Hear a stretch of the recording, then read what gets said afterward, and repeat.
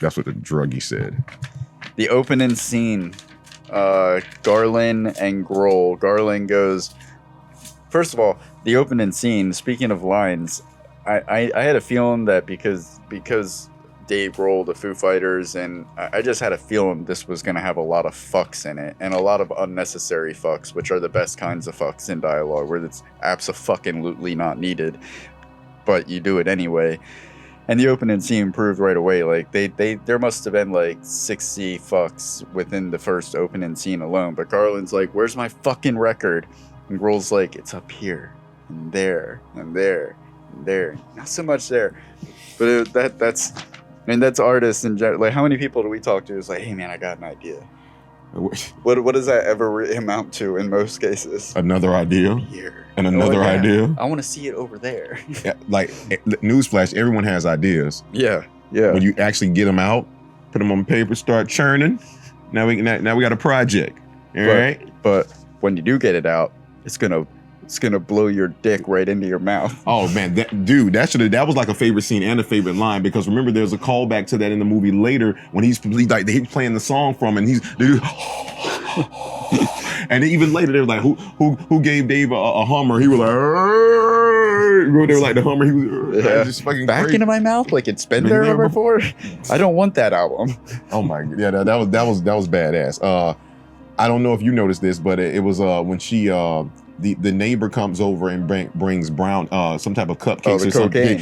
He's like, yeah. And it was, yeah. And then Grohl's like, we can't be doing that. We got a music to make, like, which is the opposite of what you would think a rock star would say. Like, we can't be doing cocaine. We got rock music to make. But I love how they played on the trope of, rock is just it was nothing. It was just coke, whatever.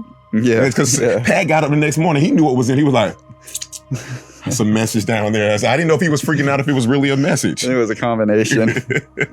when Grohl suggests that they live in the house, I thought it was a very funny moment that even after you're a successful rock star who are making millions of dollars, you still have that ultimatum at the end of the day, like, all right, I'll tell your wife if you tell my wife. And then they all are like deciding, right, you tell my wife, I'll tell yours, and blah, blah, blah. And then the one dude's like, I'll tell anyone's wife, but someone's got to tell my kids. Beautiful. You're going to love this. Okay, here we go. I'm going to try to get it right without messing it up here. Here we go. All right, I'm an actor. Man, fuck that. I am calling the cops. You aren't calling anyone. Crush his phone. Matter of fact, you know what? Everybody, give me your phone and give me the keys to the vans. Thank you. I don't have my phone anymore. Thank you. That was so beautiful, man. Like, and it was because it's a callback. Like, just crushing the phone was funny, but then to come back and put them in, like, the last one in the line, like, I don't have my phone anymore. Thank you. Yeah, it's beautiful. The next thing I have is just kind of like a series of lines that something that I really liked about this movie is how it seems like in most horror movies, people act a certain way in horror movies where, like, you could watch somebody get decapitated and they're just like, run or get out of here, or, it's not like they just saw a human being get their head lopped off for the first time. And what I liked about this is that it was like people, just like you and I, were thrust into a horror movie genre situation, and they responded the way we would. Like, for instance, the bed attack, when the demons start surrounding his bed, he's just sitting there like, oh my God, screaming at the top of his, what the fuck? And then the same thing when he goes into the basement, he sees the raccoon hanging on the thing, and Dave Grohl's like, who kills a fucking raccoon?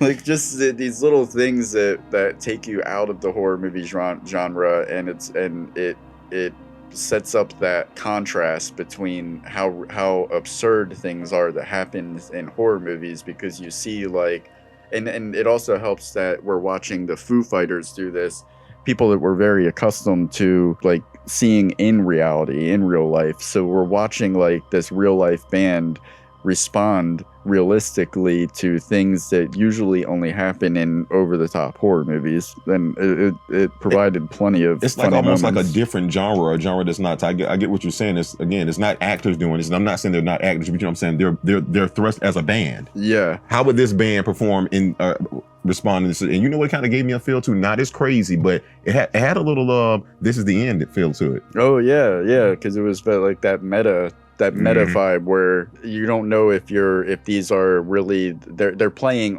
alter egos of themselves, kind of like Neil Patrick Harris and not Dude, Where's My Car? Harold and Kumar Go to White Castle. They're playing these like hyper versions, exaggerated versions of themselves, creating alter egos. I wanted to do this one before. I was going to save this for the end of the episode, but I feel like I'm going to fucking forget, so got to do it right now. Come on. Pearl Jam, high five up top. Oh no, you gotta hold it.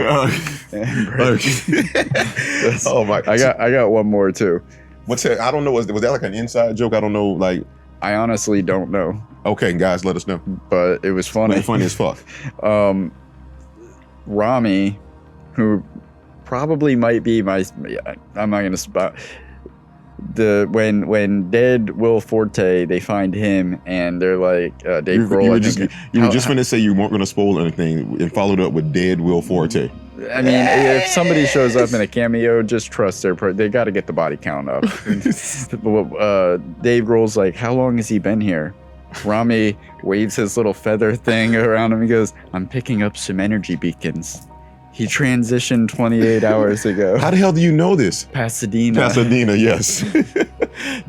Guys, those were our favorite lines. To be honest with you, with a movie like this, there's so many lines in there that, is... Oh my God, they were zinging it left and right. There was not a moment wasted. Like, if they weren't setting up a jump scare, or they were just throwing crazy lines back and forth.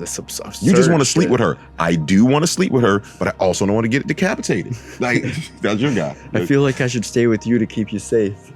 Yeah. And she was like, you know what? Why don't you guys do it? So yeah. All right. So guys, those are our favorite lines. Please put your favorite lines from the film in the movie in the section below, because we know you've seen this film.